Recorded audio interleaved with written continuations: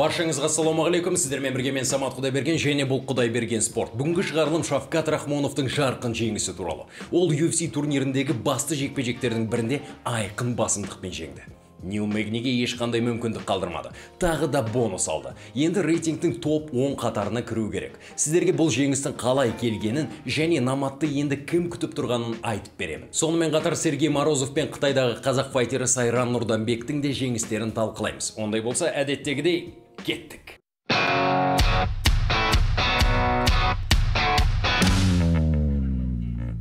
Маусым айы қазақстандық ММА тарихында қалады. Апта сайын біздің файтерлер үлкен жекпе-жектерге шықты. Жаздың бірінші айы бітуіне аз қалды. Сонымен бірге теннисе кезеттегі достарымыздың акциясы да мәресіне жетуге жақын. Бірінші шілдеге дейін Porsche Taycan ұтысына қатыса аласыздар. Ал барлық шарты біз тіркеп қойған пікірде жазылған. Енді жекпе-жектерге көшейік. Шавкаттан бастайын. Америкалық спортта шоуды ұрлады деген түсінік бар. Бүгін Шавкат турнирдің басты жекпе-жегінде ұмыттырып жіберді. Нил Мэгнимен бірге шеберлік сағатын өткізді. UFC титулының бұрынғы үміткері қазір мықты сарапшыға айналған Чел Соннан Мэгниге қарсы жекпе-жекті Шавкат үшін сынақ деген еді. Бұл пікірмен келісуге болады. Нил әзірше рейтингте 5 сатыға жоғары тұр. Шавкат 15-ші, Мэгни 10-шы орында. Нилдің тәжірибесі зор. UFC-дегі жекпе-жектерінің саны Шавкаттың бүкіл карьерасындағы айқастарынан көп. Алдыңғы 6 жекпе-жекте бір мәрте ғана жеңілген. Нилдің жасы 34-те, бірақ қартайды деуге келмейді. Нағыз ардагер файтер. Оның үстіне Нилдің ерекше қабілеті бар. Ашық айқасқа бармай, қорғаныста жүріп алады. Бүгінде сөйткісі келген, бірақ Шавкатты тоқтата алмады. Біздің файтер әдеттегідей салқын қанды болды. Нәтижесінде бірінші раундты қарсыластар күресумен өткізді. Нил жалтарды, қашқақтады, торға жабысты. Құрт сияқты өзі. Жылпылдап қалған адам болады ғой?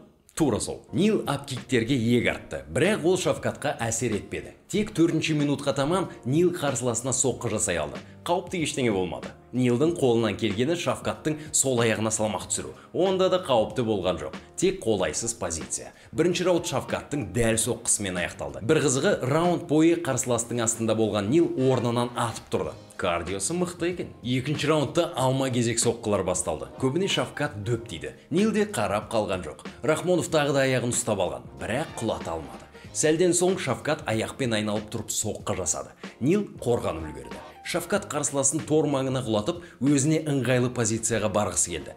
Бірақ Нилдің өзі көмектесті. Аяғын дұрыс қоймай. Шавкат ыңғайлы позицияға түсіп алды. Америкалық файтер одан кейін орнынан жекпе-жек біткеннен кейін ғана тұрды. Нил күрестен жеңілсе де оңай беріле салған жоқ. Торды ұстауға тырысты. Орнынан тұрып кетуге ұмтылды. Бірақ Шавкат жол бермеді. Бірнеше секундтан соң арқасына шығып алды.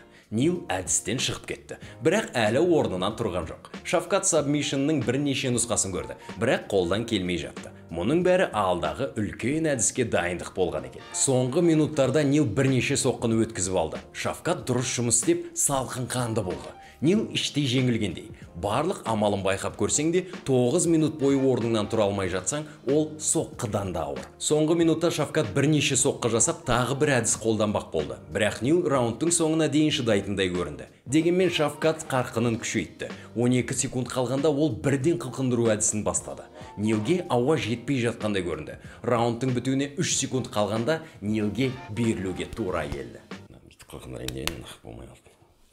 Статистикаға қарасақ, Шавкат 56, Нил 21 соққы жасаған. Бұл таңғаларлық емес. Бірақ мына статистиканы қараңыздар. Шавкат жекпе-жектің 9 минут 6 секундын, ал Нил болса 7 секундын ғана бақылауда ұстаған. Біз тең деңгейде өтеді деп ойлаған жекпе-жек Шавкаттың айқын басымдығымен аяқталды. Шавкатқа ешқандай қауіп төнген жоқ. Рахмоновтың жеңістер сериясы жалғасып жатыр. Енді 16-дан 0 және 16 мерзімінен бұрын жеңіс. UFC-де ол әлі 3-ші раундқа жеткен жоқ.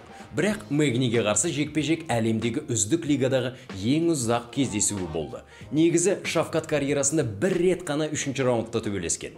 Бұл тағы қайталанатыны анық.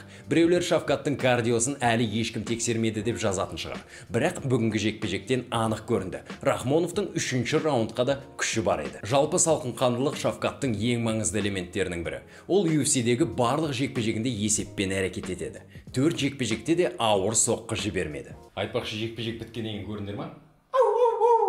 Қазақстан алға! Қалай жүрегің желбіремейді қазақ болғаныңа.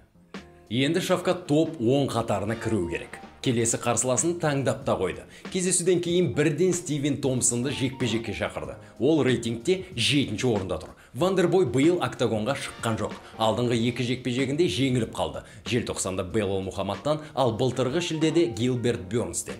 Томпсонның жасы 39-да, бірақ әлі күш-қуаты тасып тұр. Вандербойдың чемпион атанатын 2 мүмкіндігі болды. Екеуінде де қарсыласы бір, Тайрон Вудли. 2016 жылы қарашада тең түссе, 4 айдан кейін төрешілер шешімімен жеңіліп қалды. Томпсон Хорхе Масвидальды бұрынғы чемпиондар Джонни Хендрикс пен Роберт Уитекерді жеңген, ал экс-чемпион Энтони Петтистен, кезінде хайппен аты шыққан Даррен Тилден және UFC тарихында жартылай орта салмақтағы үздік нокаутшы Мэтт Брауннан жеңіліп қалған. Вандербой карьерасында бір рет қана нокаутқа түскен. Оны Петтис құлата алды. Томпсонның тағы бір ерекшелігі ол балуандармен төбелесе алмайды. Әйтсе де Томпсонмен жекпе-жек Шавкатқа жақсы трамплин болар еді. UFC Шавкат пен Стивенді кездестіреді деп үміттенемін. Сарапшылар, файтерлер мен бапкерлер бұл жекпе-жекте намат жеңеді десе таң қалмаймын. Кейін Шавкатты тек үлкен жекпе-жектер күтіп тұр. Биыл ол бабында 6 айда 2 жекпе-жек өткізді. Өзі жылына 3 кездесуге шыққысы келетінін айтып жүр. Томпсонмен жекпе-жекті күзде ұйымдастырса керемет болар еді. Оның үстіне UFC Fight Night турнирінің мейн ивентіне қоюға болады. Шавкат пен оның менеджері Саят Әбдірахмановтан жақсы жаңалықтар күтеміз. Бүгінгі жекпе-жегіне UFC басшылығының көңілі толғаны анық. Саяттан Сергей Морозовтың жаңа келісім шарты бойынша да жаңалық күтеміз. Ақтөбелік файтерге бразилиялық Раулем Пайваға қарсы жекпе-жек алдында көп қысым түсті. Жеңіліп қалса, UFC-ден кетері анық еді. UFC де Сергейдің жұмысын бағалайтын шығар. Морозов Пайваны жекпе-жекке өзі шақырған. Бұл жерде достың есесін қайтару да бар. Ұмытпасаңыздар, 2 жыл бұрын бразилиялық файтер Жалғас Жұмағұловтың дебютын бүлдірген еді. Салмақ қуалмады, тыйым салынған соққылар жасады. Жалпы сол жеңісі біраз шу шығарған. Пайваға қарсы жекпе-жек Сергейге қиын басталды. Бірінші раундта ол жойқын соққы өткізіп алды, бірақ қалпына келе алды. Дегенмен бірінші раундты бразилиялық алды. Екінші раундта Сергей бақылауды өз қолына алды. Есеп 1-1 кезінде 3-ші раунд маңызды болды. Сергейге ол қиынға соқты, бірақ жеңісті жұлып әкетті. Енді Сергейдің UFC-дегі статистикасы 2-2. 2 жеңісі де төрешілер шешімімен, 2 жеңілісі де сабмишнмен. Екеуінде де Мороз ұйықтап қалған. Сайран Нұрданбек те UFC-дегі 2-ші жеңісіне қол жеткізді. Қытай атынан шығатын қазақ файтері америкалық TJ Браунмен ашық айқасқа барып, үздік жекпе-жекке арналған бонусты да алып кетуі мүмкін еді. Сайран 1-ші және 3-ші раундта басым болды. 3 төрешінің де есебі бірдей. Жекпе-жектен кейін сұхбатында Сайран күреспей ашық төбелеске әдейі барғанын айтты. Кейін қолдау білдіргендерге қазақша алғысын айтты. Ал бүгінге осы Шавкат Рахмонов пен Сергей мен Сайранның жекпе-жектерінің толық нұсқасын Спорт Шрёдингері телеграм каналынан көре аласыздар. Бізге де тіркелуді ұмытпаңыздар. Алға Қазақстан! Біз жеңіске жетеміз. Сау болыңыздар.